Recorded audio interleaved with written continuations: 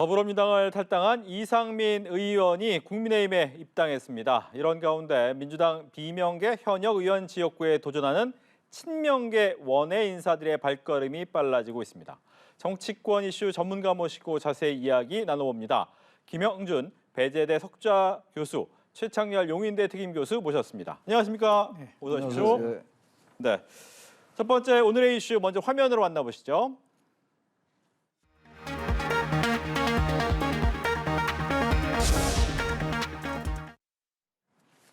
네, 첫 번째 이슈는 이상민 의원의 여당 입당이 되겠습니다. 민주당 의원이 아닌 이제 국민의힘 의원 이상민 의원이라고 불러야 될 것 같은데요. 오늘 호랑이를 잡으려면 호랑이 굴에 가야 된다라고 이야기를 했는데 입당 소감 어떻게 들으셨습니까? 이제 4월 총선을 앞두고 통상 4년마다 반복되는 용어들이 있어요. 탈당, 네. 분당, 그리고 더 나아가서 합종연행 이런 얘기는 참 많이 듣잖아요. 그렇죠. 그러니까 뭐 여당에 있다 야당 가고 야당에 있다 여당 가고 이게 뭐 계속해서 4년마다 반복적으로 나타나는 현상인데요. 이상민 의원 같은 경우는 더불어민주당에 있으면서 미스터 쓴소리라는 별명이 있을 정도로 네. 지도부에 대해서 굉장히 날카롭게 비판을 했었고 그리고 결국은 이제 뭐 탈당을 했는데요.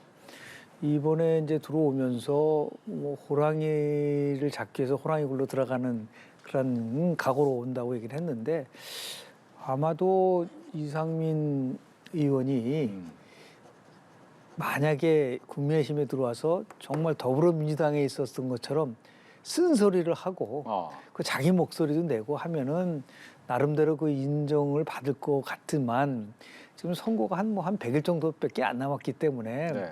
뭐 대립하고 갈등하고 이런 것보다는 선거 국면에서 특히 이제 대전 지역이 굉장히 그 집권당으로부터는 좀 불리한 지역이거든요. 그렇죠. 뭐 선대위원장을 포함해서 선거 역할을 하는 그런 나름대로의 포부를 가지고 들어오지 않았는가 생각을 좀 하게 됩니다. 예.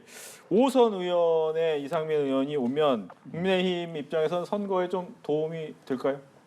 그래서 호랑이 잡으러 호랑이 굴에 들어갔다 그랬는데 호랑이가 어떤 건지 모르겠어요. 제가 우선 생각나는 게 네. 과거 YS가 1990년도 1월 22일 날 3당 합당을 했잖아요. 그때 민주계 이제 공화계 민정계 이랬는데 그렇죠. 민주정의당하고 이제 합당을 하면서 이른바 민자당이 탄생했어요. 거대 여당이. 그때 이제 호랑이를 잡으러 들어간다. 호랑이를 잡았죠. 네. 그 민주계가 소수였는데 아무리 찾아 생각해도 호랑이가 누굴지 모르겠어요 지금.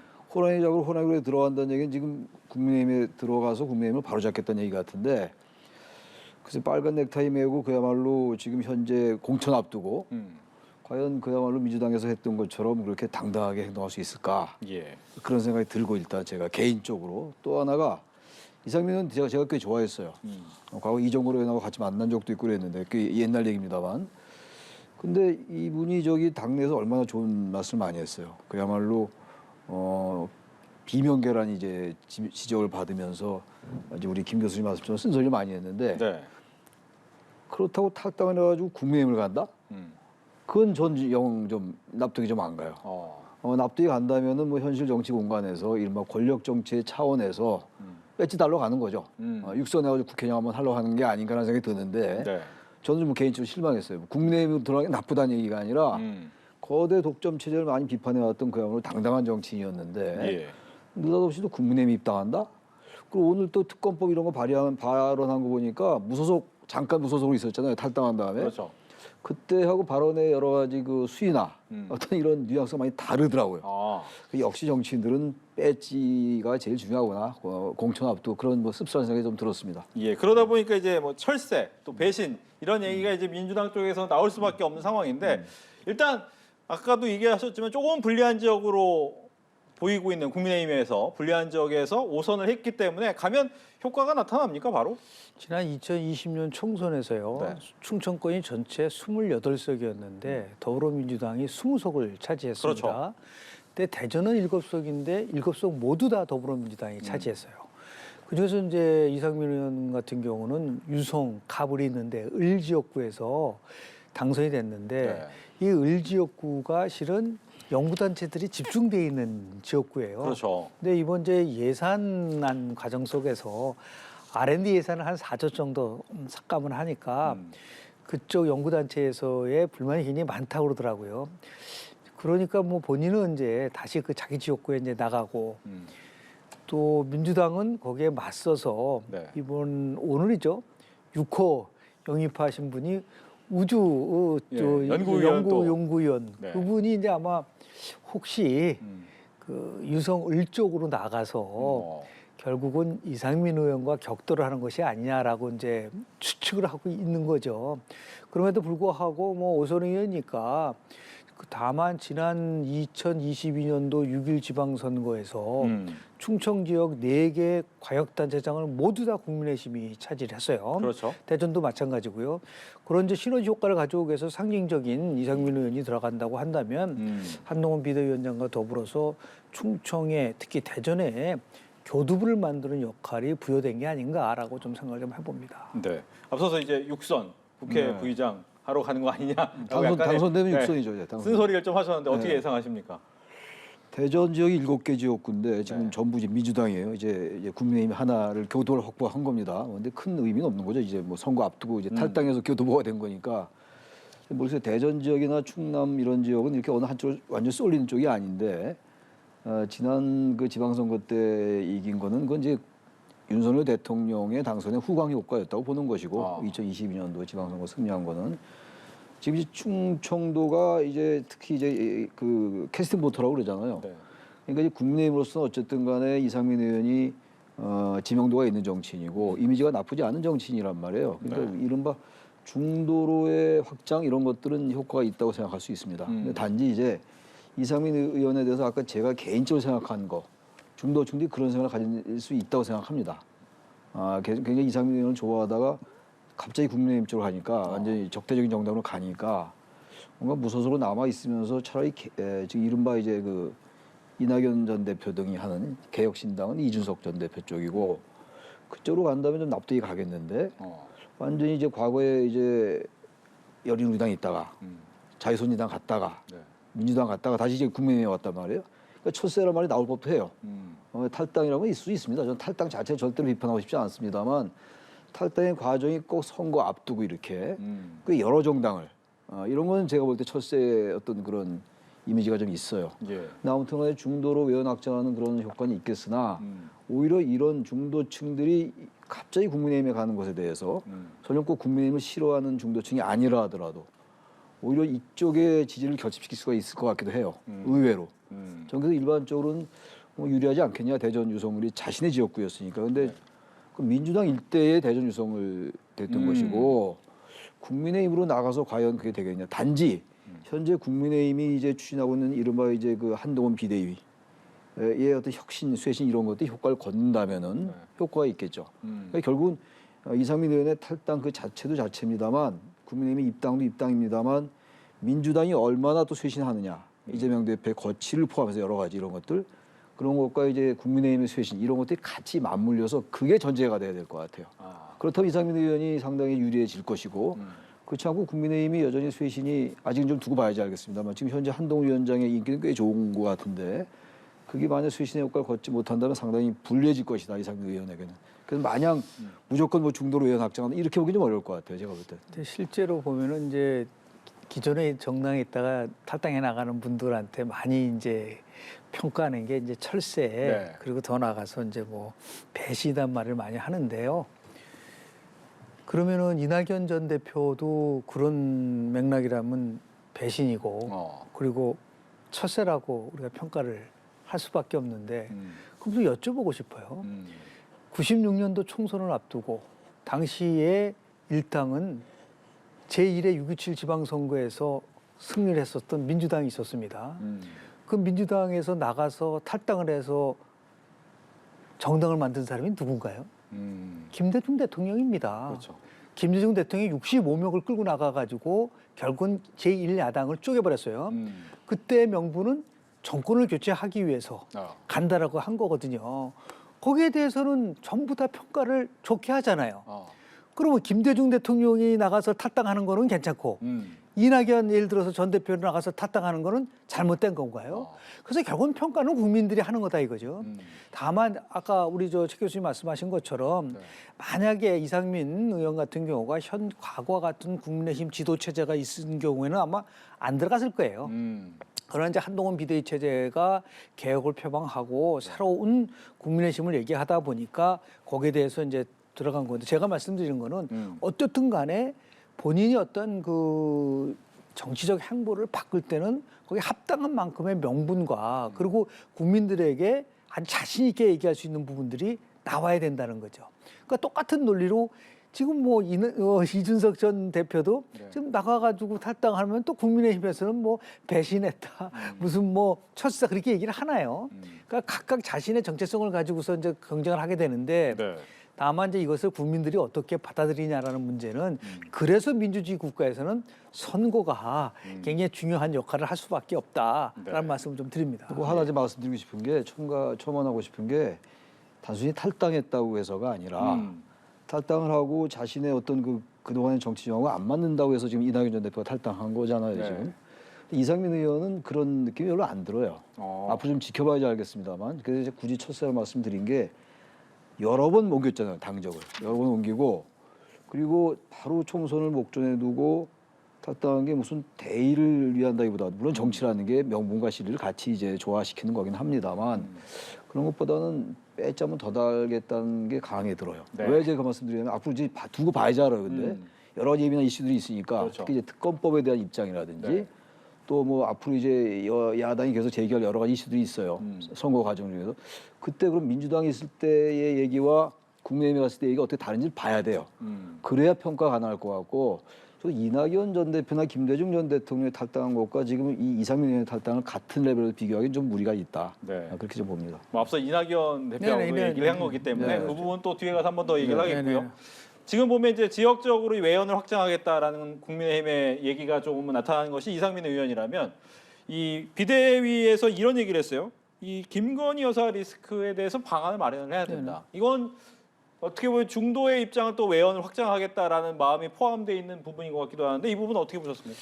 김민일 비대위원이 본인이 이제 비대위원으로서의 역할에 대한 나름대로의 명확한 좌표가 있는 것 같아요. 그렇지 않고 지금 뭐 비대위원회가 만들어졌는데 어떤 회의가 이루어지고 있고 어떤 어젠다가 이루어지고 있는지에 대해서 단 한 번도 얘기한 적이 없어요. 그러니까 지금 한동훈 비대위원장이 전국을 돌아다니면서 새로운 정치 하겠다 약속을 하는 거 이외에는 없는데 그러다 보니까 이제 김경률 비대위원이 김건희 여사 리스크와 관련돼서 분명히 이거를 어젠다로 아마 자기가 제기하겠다라는 얘기를 하고 있는 것이고 그래서 뭐 지금 제2부속실을 설치하고 특별감찰관 말고 플러스 알파가 필요할지도 모른다는 얘기를 했어요. 그럼 그 플러스 알파가 도대체 뭐냐라고 보면은 원래를 하면은 한동훈 비대위원장이 초청은 실은 특검과 관련돼서는 이 독소 조항이 있는 특검법과 그리고 더 나아가서 여야 합의로 이루어지지 않은 특히 야당이 중심이 돼가지고 하는 거는 문제가 있기 때문에 이것이 제거되면은 전제 조건이 총선 후 특검을 처음에 얘기를 했었어요. 그러다가 어느 순간 이제 그게 다 사라져버리고 어떤 형태든 간에 특검은 안 된다라는 것이 합의가 이루어지다 보니까 계속해서 이제 김건희 여사 리스크 부분이 나오다 보니까 이제 김경률 비대위원이 이 부분에 대해서는 뭔가 그래도 비대위원회 차원에서 토의하고 논의하고 그 결과를 국민에게 얘기를 해줘야지만이 결국은 국민의힘이 변화되고 있다는 것을 보여줄 수가 있는데 그런 것도 없이 그냥 모든 것을 없던 듯이 갔을 경우에는 제가 볼 때는 도대체 그럼 무엇을 위한 비대위원회냐라고 하는 비판을 받을 수밖에 없는 부분이 있기 때문에 그런 지적 속에서 김경률 비대위원이 문제 제기를 하지 않았나 생각을 좀 하게 됩니다. 좋은 지적을 해주셨는데 한동훈 비대위원회가 출범한 게 29일이죠. 지난해 29일이에요. 벌써 꽤 됐습니다. 한동훈 이제 비대위원장이 가는 곳마다 이제 아주 뉴스의 스포트라이트를 받고 있고 제가 봐도 발언도 잘 해요. 여의도 사투리 안 쓰겠다. 5초 만에 언어 쓰겠다 그랬는데 근데 아직은 여의도 사투리 좀 쓰는 것 같아요. 제가 보기에 좀 지켜봐야지 알겠습니다. 아직은 저는 평가를 좀 유보하는 편인데 그럼에도 불구하고 29일 날 출범하고 오늘 벌써 8일이잖아요. 그럼 벌써 열흘이 지났으면 최소한도 여야 간의 민감한 이슈에 대해서는 자신의 좀 의견을 얘기를 해야 돼요.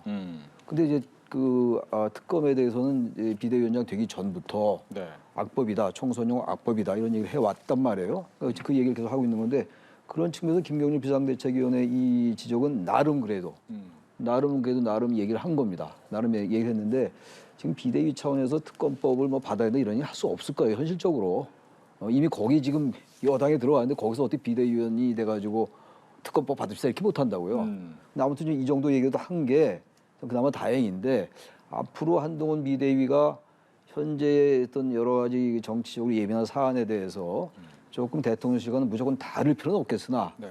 적어도 중도층이나 국민 여론에 부합한 얘기 좀 해야 돼요. 지금 제가 알기로도 지금 야당도 이게 총선용인 거 좀 낫다고 생각합니다. 특검법을. 근데 어차피 대통령이 거부할 줄 알면서 밀어붙이는 거 아닙니까? 그러니까 그게 총선용 법이에요, 사실은. 정말로 김건희 여사의 그 주가 조작 의혹을 규명하려면 총선 후에도 할 수 있는 거예요. 그리고 지금 여당 얘기하는 몇 개를 타협할 수 있죠. 그런 거 아니면 무조건 밀어붙인 야당이나 네. 그렇다고 여당도 무조건 뭐 좀 총선 후에 하자는 게 아니라 절대로 안 된다라는 여당도 똑같다 이런 얘기인데 아무튼 그런 부분에 대해서 이른바 중도층들이 생각하는 것들을 그런 국민들의 생각에 조응할 수 있어야 된다 이런 얘기입니다. 근데 아직은 그런 게 안 보이고 있다. 그런 면에서 김경률 비상대책위원회 이런 발언은 그나마 정도 평가할 만하다고 생각합니다. 예. 이제 뭐 이렇게 첫 번째 이슈를 끝냈고요. 두 번째 이슈 화면으로 한번 보겠습니다.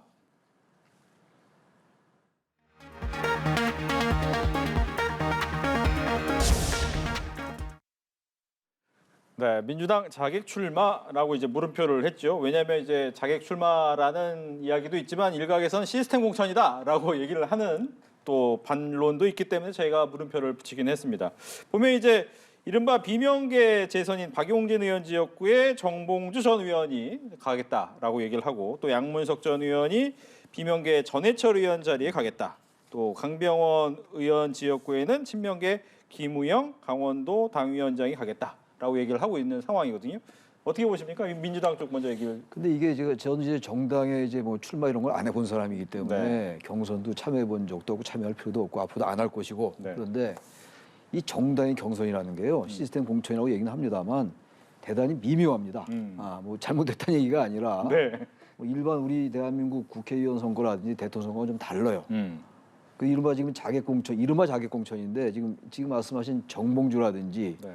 양문석이라고 그랬나요? 양문석 전 방통위 상임위원. 방통위 네. 상임위원이죠. 이분들은 발언이 세죠, 굉장히. 정봉주 전 의원도 마찬가지고. 네. 그러니까 아주 그 친명계의 그 색채가 대단히 강한 인물들이에요.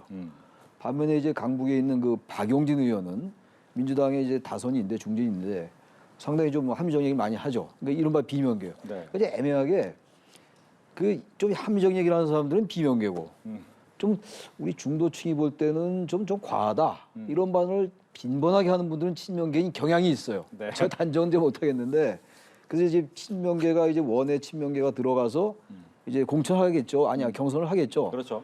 경선하는데 제가 아까 말씀드린 것처럼 이 경선이 애매할 수 있다 이런 얘기입니다.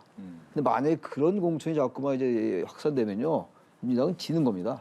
2016년도에 그 이른바 그 옥새 파동이 있었잖아요. 네. 새누리당에 그때 김무성 대표 네, 전 대표였죠. 네. 그때 이제 다 참패했잖아요. 국민들이 얼마나 똑똑한가면요. 훨씬 이 정치보다 더 잘 알아요. 친명계 원외들이 이제 이른바 자객공천이라는 이제 자객공천이라는 말 자체가 벌써 친명계에 대한 비판의 의미가 깔려 있는 거 아닙니까? 그 용어 자체가. 근데 언론이 그런 말 쓰기 시작했다고요. 그러니까 민주당이 정말로 열린 마음으로 이 공천 시스템으로 가야 되는 것이지 이렇게 특정한 의도와 목적을 가지고 있다면 네. 제가 단정할 수 없습니다만 그러면 저는 민주당이 공천 실패할 겁니다. 민주당이 공천 실패하면 선거 지는 거죠. 예.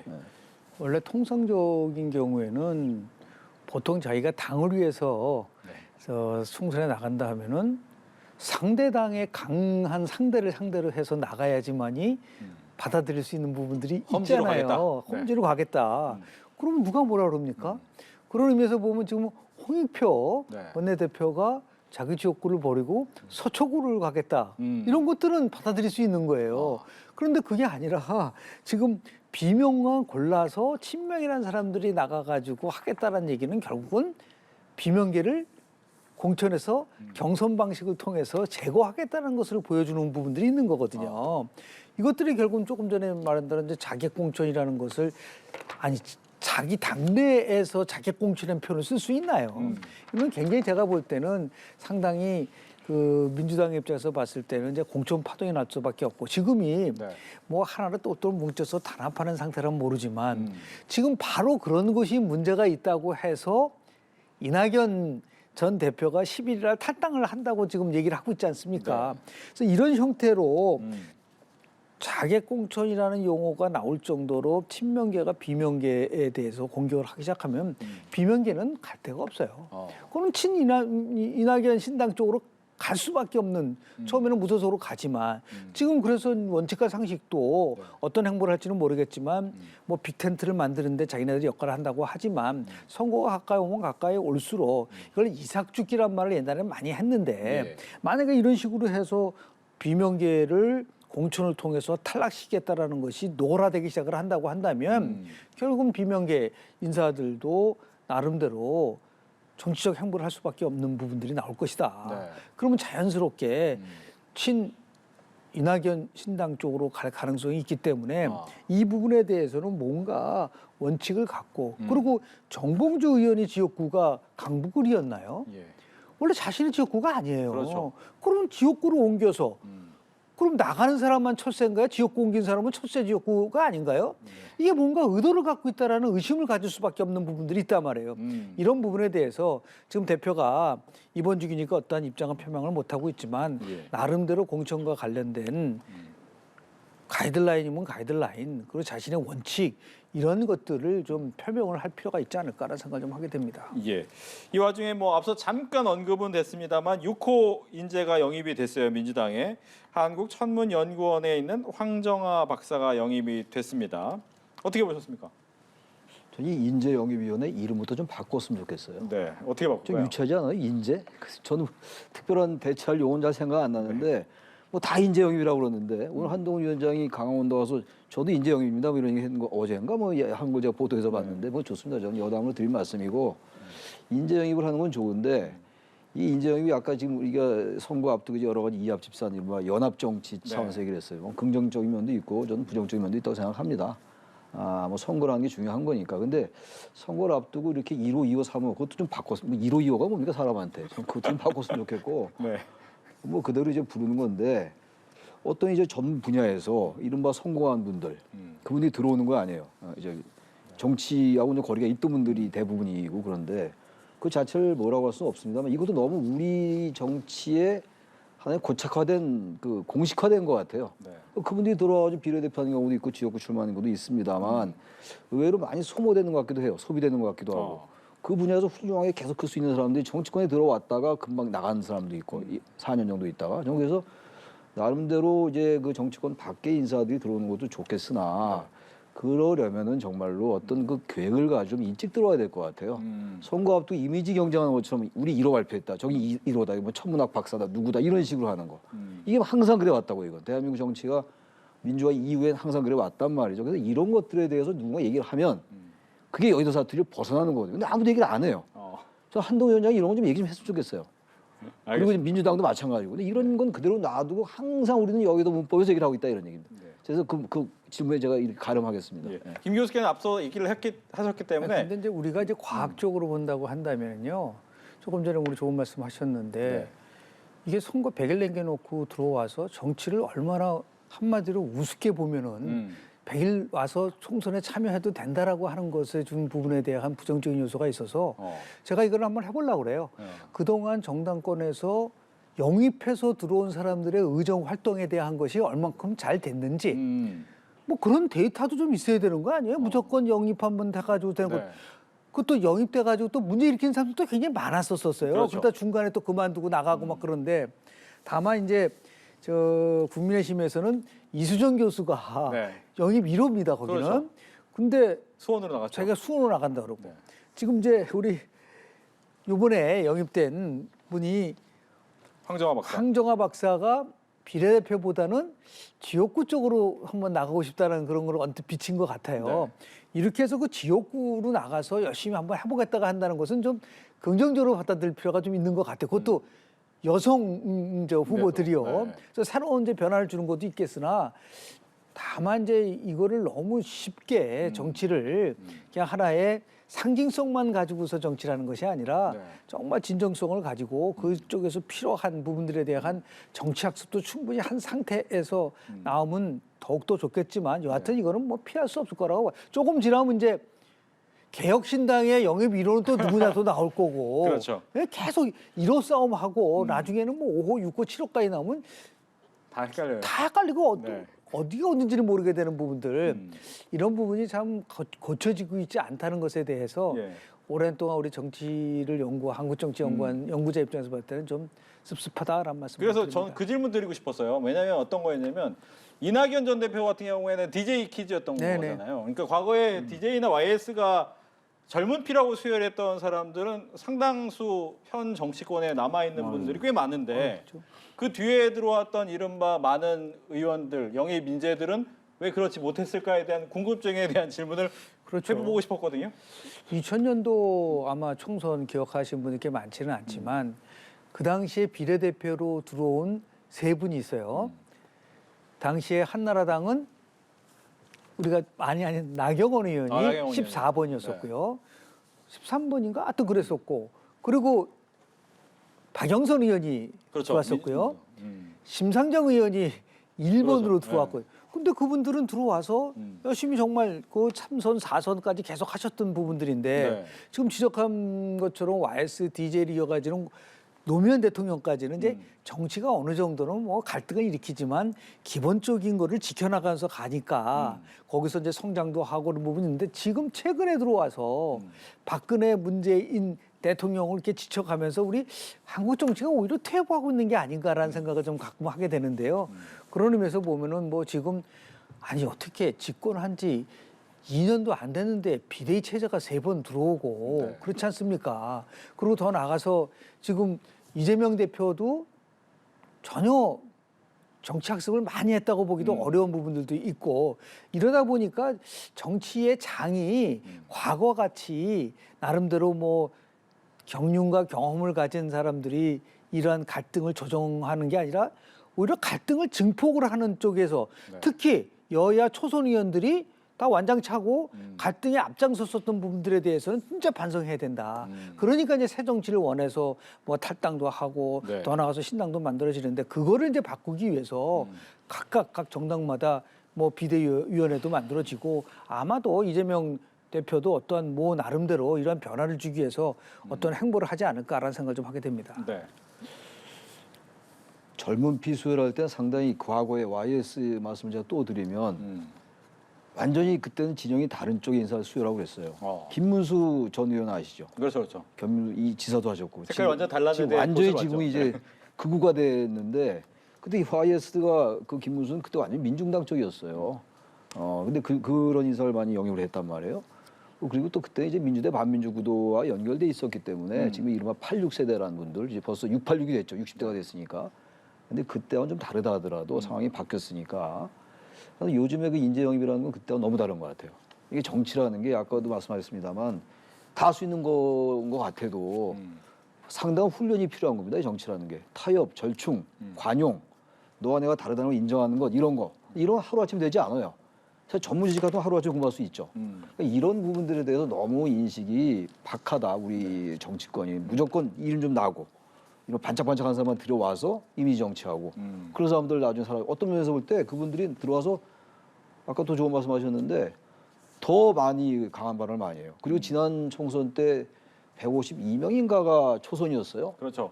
근데 21대 거의 국회가 절반이었죠. 네, 절반이 넘었다고요. 네. 근데 지금 21대 국회가 좋은 평가 받습니까? 그분 초선들이 더 친윤, 더 친명, 더 공천받으려 하고 그래서 우리가 무조건 물갈이, 뭐 인재영입 이런 것들도 좋지만 조금 그런 건 이제 함께 같이 좀 보자.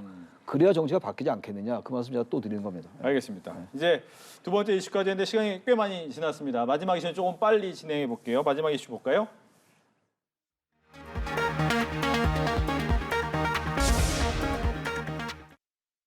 네, 신당 창당의 가시와 이낙연 전 대표가 11일 탈당 기자회견을 하겠다라고 했는데 뭐 예상대로 신당 창당 수순은 가지만 파급력 얘기를 해보겠습니다. 어떨까요? 글쎄요. 파급력을 무조건 뭐 크다 작다 얘기하기 어려울 것 같아요. 상당한 변수를 얘기하면서 얘기를 해야 될 것 같은데 전 나름대로 의미가 있을 것 같아요. 특히 이제 지금 이낙연 전 대표와 이준석 전 대표가 지금 연대를 한다고 하는데 그 연대 형태를 잘 모르겠어요 아직. 근데 아마 이제 느슨한 연대 같은 경우는 그럴 겁니다. 특정 지역구에 이제 A 정당은 후보를 안 내고 B 지역구에는 또 B 정당이 후보를 안 내고 이런 식으로 공산이 커요. 알아서 나누겠다. 연합공천 같은 거 과거에도 많이 했죠. 네. 근데 그렇게 해서는 저는 상당히 시너지가 약할 것 같고 이낙연 대표와 이준석 전 대표, 이낙연 전 대표 두 사람이 상당히 걸어온 성향이건 다른데 중도적인 얘기는 많이 했단 말이에요. 그래서 그런 것들 극복해낸다면 다른 걸 인정할 수밖에 없어요. 그러고 나서 양양자, 금태섭 이런 분들과 같이 이른바 빅텐트를 성공한다면 파급력이 있을 겁니다 아마. 그 이삭죽기가 됐건 이른바 그렇게 됐건. 근데 그렇지 않고 각자 도생하면서 연합공천으로 간다. 그러면 저는 쉽지 않을 것 같아요. 물론 거기에도 이제 국민의힘과 민주당이 얼마나 수신에 성공하느냐의 여부가 많이 달려 있죠. 이 거대 정당이 정말 영 형편없게 한다면은 이 공간이 열릴 것이고 두 정당이 상당히 수신에 성공한다면 더 좁아질 겁니다. 그럼에도 불구하고 이대로는 안 되겠다 정치가. 이렇게 극단적인 지용화 혐오로 가면 안 된다는 게 인식이 굉장히 확산돼 있는 거 아니겠어요? 이재명 피습도 그런 사건의 일환이고 본다면. 그렇다면 이 정당들이 정말 제가 아까 말씀드린 과거의 기존의 정치인들이 하지 않았던 그런 상당히 절박한 문제들이 있어요. 정당들이 지금 보조금에다가 국가보조금 또 받거든요. 수익이 많이 났다는 보도를 어제 봤는데 그런 거 지적해 나가라 이런 얘기. 예를 들어서. 그럼 국민들이 처음엔 관심이 없다가 이 정당들은 이 제3지대 정당은 과거의 정당들과 좀 다른 목소리를 내네? 그럼 좀 주목하기 시작할 겁니다. 그러면서 한국 정치가 바뀌는 거예요. 무조건 몇 석을 얻고 안 얻고도 물론 중요하겠습니다만 그렇게 너무 집착하지 말라는 얘기예요. 조금 호흡을 길게 가져서 이낙연 전 대표도 그렇고 이준석 전 대표도 앞으로 시간이 많이 있잖아요. 당장 너무 총선에 의석수에 집착하지 말고 한국 정치가 지금 이대로 안 된다는 게 워낙 팽배하니까 그런 걸 좀 문제의식을 가지고 철학을 가지고 좀 임했으면 어떨까라는 뭐 너무 이상적인 얘기일지 모르겠습니다. 그 말씀 드리고 싶습니다. 네. 파급력. 통상적으로 신당이 만들어졌을 때는 몇 가지 조건들이 있을 때는 성공이냐 실패를 가늠해요. 자신들이 지향하는 가치가 국민들로부터 얼마만큼 공감을 받는가, 지역적 기반이 있는가, 현역 의원이 얼마나 많이 동참하느냐, 그리고 신당을 이끌어가는 사람들이 대중적 지지도를 갖고 있느냐, 이 네 가지를 가지고 하는 거거든요. 그런데 이낙연 전 대통령 같은 경우는 김대중 정신을 다시 복원하겠다는 게 실은 가치예요. 그리고 호남이란 기반도 있었고 현역 의원도 일정한 부분 아마 참여할 거라고 보고 그리고 본인은 대선 주자급이기 때문에 아마도 나름대로 시간이 흐르면 흐를수록 파괴력이 있을 가능성은 어느 정도 있다고 좀 보는데요. 다만 저는 이제 화가 나고 정말 이래도 되느냐고 생각하는 게 뭐냐면요. 창당도 하기 전에 빅텐트를 얘기할 수 있나요? 이거는 국민에 대한 모독이고 국민을 아주 무시하는 겁니다. 자기들이 창당을 한 다음에 그걸 열심히 국민들에게 지지를 호소한 다음에 그리고 국민의 나름대로의 평가를 받은 다음에 선거를 통해서 끝나고 나서 연대를 하는 거는 얼마든지 가능합니다. 그런데 창당도 하기 전에 모여가지고 무슨 뭐 빅텐트 얘기한다고 한다는 거는 이게 왜 정당을 만드는 거냐? 그들이 지향하는 가치가 도대체 뭐냐? 자, 양당은 악이고 다당은 선인가요? 그렇지. 그렇다면 88년도 4당 체제가 있었고 92년 3당 체제가 있었고 2016년도에도 국민의당까지 3당이 있었고 3당 4당 체제가 다 있었어요. 대한민국에서. 그러면 3당 4당 있을 때 와 지금 양당인 걸 비교한다고 해서 다당이 된다고 해서 한국 정치가 변화가 바뀝니까? 정당이 운영되는 시스템, 정당 지도자가 모든 것을 독식하는 그 부분을 깨야지만이 정당이 바뀌는데 지금 이준석, 이낙연 다 전부 다 자기가 모든 걸 다 주지해서 가는 거 아닌가요? 그게 기존 정당과 뭐가 다르다는 거죠? 그런 거를 깨고 과감하게 우리는 새로운 정당의 모습을 보이겠다는 얘기를 하지를 않고 지금도 무슨 뭐 비례대표는 어떻게 하고 지역구는 어떻게 이런 식의 얘기를 해가지고 국민들한테 지지를 받을 수 있을 거라고 보세요. 저는 제가 볼 때는 착각이다. 결국은 국민들에게 지지를 받기 위해서는 아무리 힘든 거라고 하더라도 비전과 나름대로 정책을 가지고 국민에게 승부를 하는 공학적으로 정치를 보지 말아라라는 걸 좀 말씀을 좀 드리고 싶습니다. 알겠습니다. 이렇게 해서 정치권 이슈 두 분과 함께 이야기 나눠봤습니다. 오늘 얘기 잘 들었습니다. 네, 고맙습니다. 고맙습니다. 네, 고맙습니다.